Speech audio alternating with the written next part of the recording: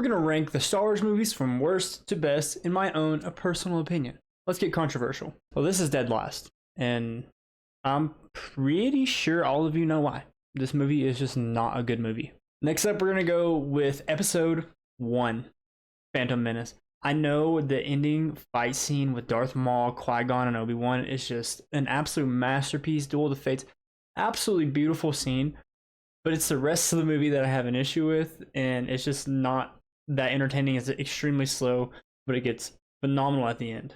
After that, honestly, I'm going to go Rise of Skywalker, Episode 9. This really just kind of ruined so much for me in Star Wars. I honestly, in my head canon, I don't even consider the sequels as canon to the Star Wars universe. I think what they did to a lot of the original characters in the sequel trilogies, absolute trash. You also have to keep in mind that I'm going into this rating having known all of the books and all the video games and the animated shows, all the TV series that go into Star Wars canon, so there's a lot of context behind these movies. And honestly, Rise of Skywalker is just not good. Next up, we're going with Episode 2, Attack of the Clones.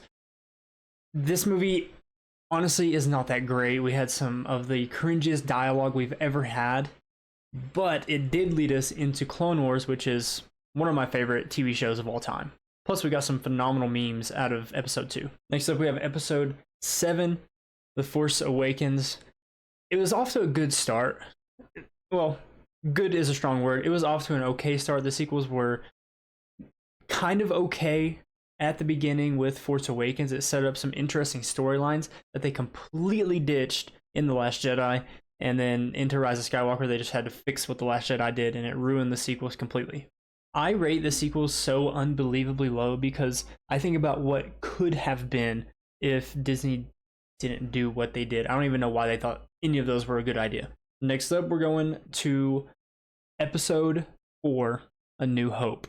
A New Hope was a phenomenal movie, and especially if you're looking back at the time that it came out, this was a global phenom that launched everything that we know and love about Star Wars and this entire universe. Now, this is where in the list you can start mixing things around, and honestly, I would be completely fine with it. But up to this point, if that's not your rankings, please let me know what they are, because boy oh boy.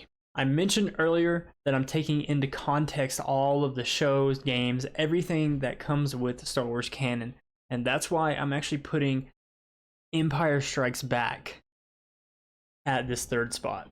Empire Strikes Back, at the time that it came out, obviously had one of the biggest twists in any movie ever. Darth Vader being Luke Skywalker's father.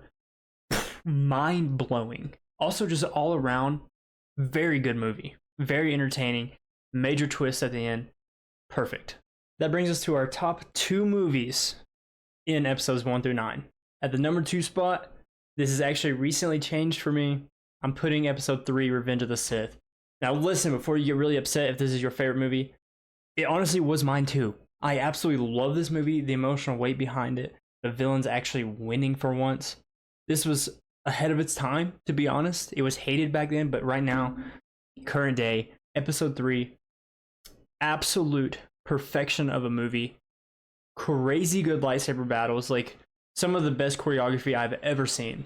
There's so many good things you can say about Episode 3. The performances, the choreography, the cinematography, the story itself, the villains, just absolute perfection, especially when you take into account Clone Wars building up from Episode 2 to Episode 3. All of that fill-in just really shows you more of the fall to the dark side for Anakin. And obviously that brings us to our number 1 spot, Episode 6, Return of the Jedi. The reason this has changed is because of shows like Rebels, Ahsoka, and even including the Obi-Wan series, which I have plenty of issues with. I think the symbolism behind Darth Vader's helmet is just so perfect, and lining it up with these shows really makes that hit a lot harder than it used to just watching the movie by itself. In Rebels, Ahsoka, who was Anakin's Padawan, and she means so much to him, knocked off one half of his mask. And then in the Obi-Wan series, his master, who also means so much to Anakin, knocked off the other half of his mask. But in Return of the Jedi, his son, Luke Skywalker, was the only person that was able to take the helmet completely off of Darth Vader, revealing Anakin Skywalker underneath. With the context of everything, Return of the Jedi, I have to put it the #1 spot. I thought this was a beautiful ending to Anakin's story, but little did I know Dave Filoni was going to take the Ahsoka show and continue telling his story. Not only was it a beautiful ending to Anakin's story in Return of the Jedi, it was also the moment he finally fulfilled the prophecy of being the chosen one and destroying the Sith that included himself. And then we get the sequels and, let me know what you guys think of this ranking down in the comments below. And then also let me know what you rank all these movies 1 through 9. I appreciate you guys for watching. Thank you so much. I'll catch you guys in the next one. Peace.